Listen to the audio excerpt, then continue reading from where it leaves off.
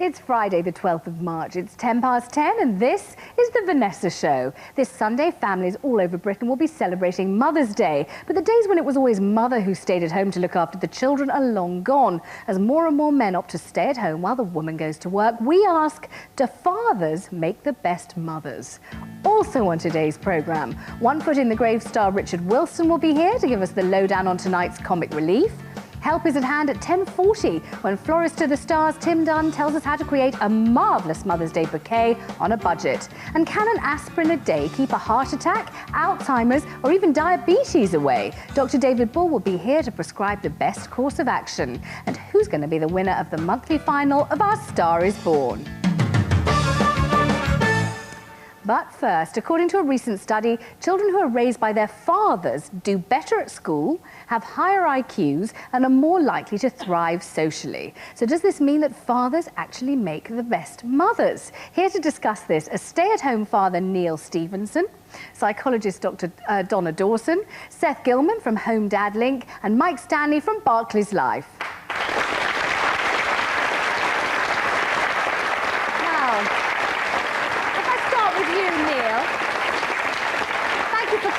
And it's lovely to meet you. Now, I think you feel that being a stay-at-home dad is a really rare and very spectacular privilege in life, don't you? Yeah, absolutely. I've had this wonderful chance given to me by my wife, which she and I discussed when we found out we were having twins, that I should stay at home, and that's what I've done. And so I gave up my job working offshore in the North Sea drilling for oil to stay home and look after my two daughters. We've got a picture of the twins. Let's have a look at the twins. Oh, look at those. Oh, wish you brought them along. I could have done with a squeeze of those. Oh, I think you can probably what are their names? Tamsin and Angelica. I think you can probably understand now why I'm staying at home to look after them. Absolutely. It's really been the best year of my life, and it's been wonderful. Are you surprised to hear that the studies show that fathers bringing up children seems to give them this tremendous advantage? No, not really. No. I think it's great. I mean, my personal feeling is actually that you know, a couple should really sort of decide amongst themselves. I'm not really for or against women or men staying at home, but if the man wants to do it, then I think, you know, just go for it and do it, because I think it's a fantastic experience, and it's a lot of fun. I mean, there's hard times as well, but I suppose many men might be worried by the idea that, you know, I suppose you'd be emasculated because you wouldn't have that traditional sort of hunter-gatherer breadwinner thing. You wouldn't be able to stride through the door and demand your pipe and your slippers and your dinner on the table. You know, you'd be sort of there doing the dusting, wiping up sick all day,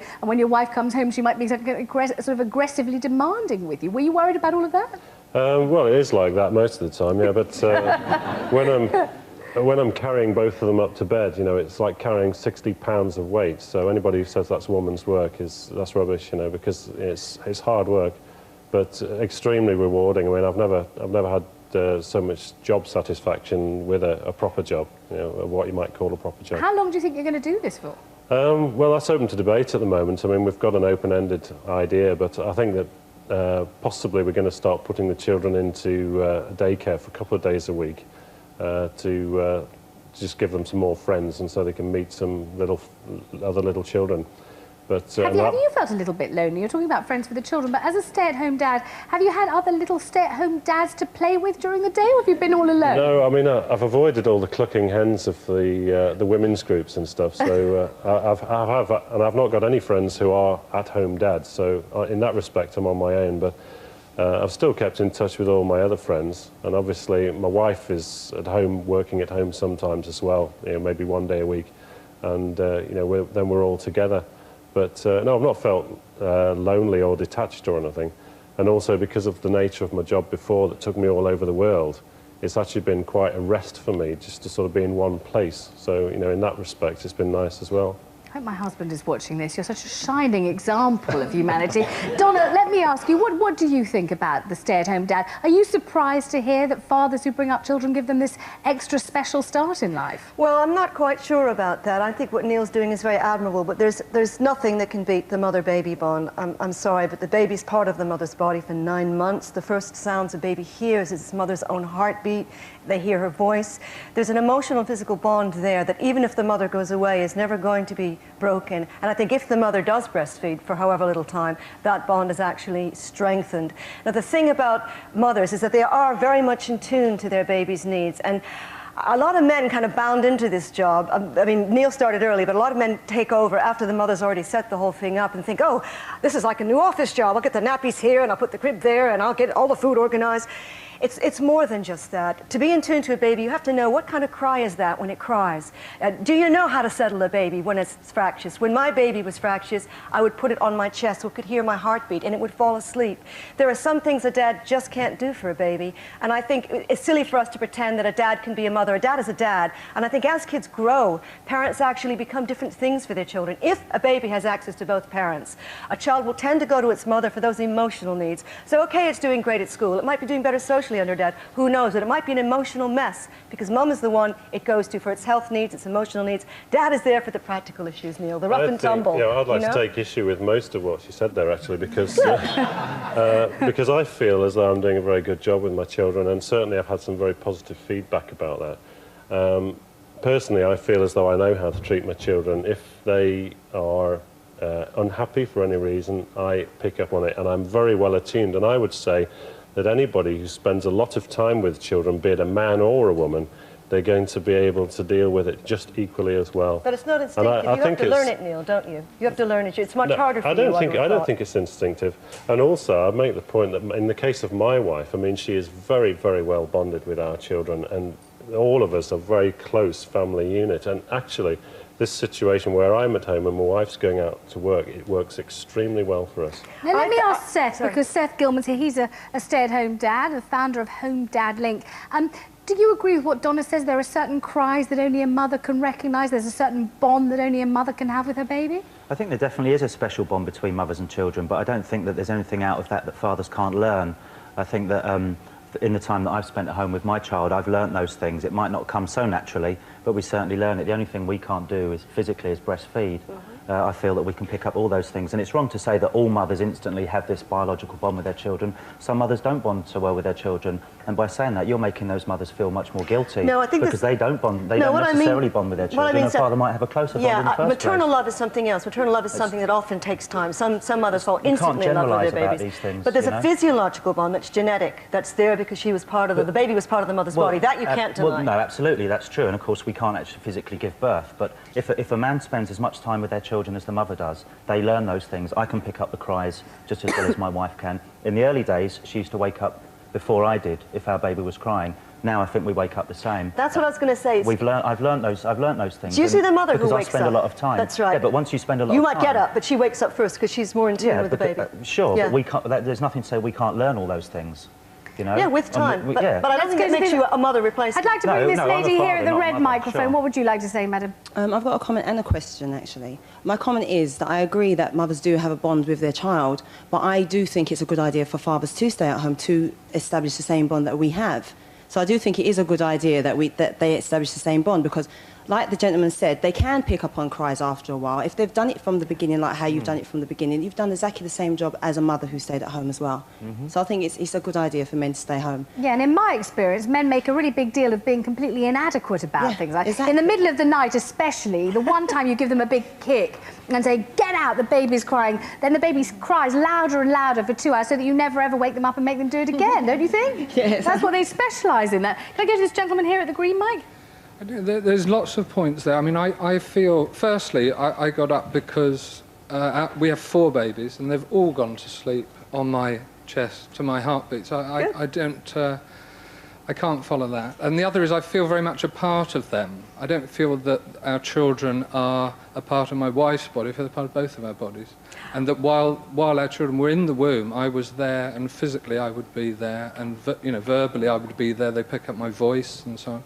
So I feel as much a part of them, really. I think it's true to say, though, if babies have a choice, if children growing up have a choice of 2 parents, they will go to different members of the family for different things. They won't go to you for the same things they would go to their mother for. That's why, to say, well, I can do the same thing as a mother, you can't. You really shouldn't try and be both. I'm still providing a father role, but I just happen to be at home more. And the one thing that I took objection particularly was describing men as hunter-gatherers. I think that's sort of like a fairly Neanderthal. That was me. I did that.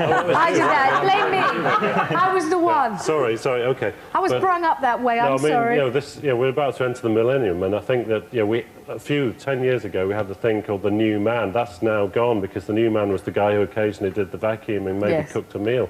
But now there's a real sort of partnership between two people where you can divide the tasks in any way at all. Now, it's interesting you mentioned the millennium, because that is what Mike Stanley is here for. He's here to take us into the future, because you've just done this enormously expensive and extensive survey or something, research into what's going to be happening in the future, haven't you? We have. We've got an expert on the future to look at what's going to happen to the family into the 21st century. And we were particularly interested in family values and the role of the mother and the father. And there's a heap of very interesting things that actually came out of that report. And a lot of it is related to home fathers and people who will stay at home and look after the children. So what have you found? Although 98% of fathers think they're the main breadwinner, things are going to change very significantly. Fathers don't feel that they spend enough time with their children. We've spoken to an awful lot of fathers, and 2/3 of them want to spend more time with their children. 1 in 6 don't see their children every day. You know, they've gone to work in the morning by the time the children are up, and when they get home, the children are already in bed, so they're only seeing them at weekends, and they don't feel that that's enough. So that would be one reason why they'll want to actually spend more time with their children. I mean, there is a growing recognition that the father is as important as the mother in raising children. Another reason may be economic. It may be women are going to start earning as much as men. They're going to be half the professional workforce in the year 2020, and we see that as having a big impact on the raising of children. They won't want to give up their careers. If they're earning more than their husbands, it may be sensible for them to continue working and for the father to stay at home and actually raise the children. But Mike, I read your report, and by 2020, you're saying only 20% of dads will be staying at home. That's not very much. Still 80% of the childcare is being the women. It's comparatively much larger, though, and it's doubled in the last 5 years. There's now 90,000 dads staying at home to look after their children from 44,000 5 years ago. So that is obviously an increasing proportion. But I think it's still showing that the women are the main child carers. Yeah, but these things take time, We're talking about a big shift in the balance in 20 years. 20 years is not a long period of time. Let me just bring this gentleman at the microphone. Gentleman at the red mic. Yeah, sorry, I'm to the lady here. Donna, hi. Hi. I actually completely disagree with you. I've got 3 daughters of 11, 8 and 6 at the moment, and I've been on my own with them for 4 years. And, you know, I mean, my children are perfectly well adjusted. They see their mother weekends, you know, so, you know, I completely disagree that I can't do just as good a job as a mother. Well, really. well done to you, my goodness.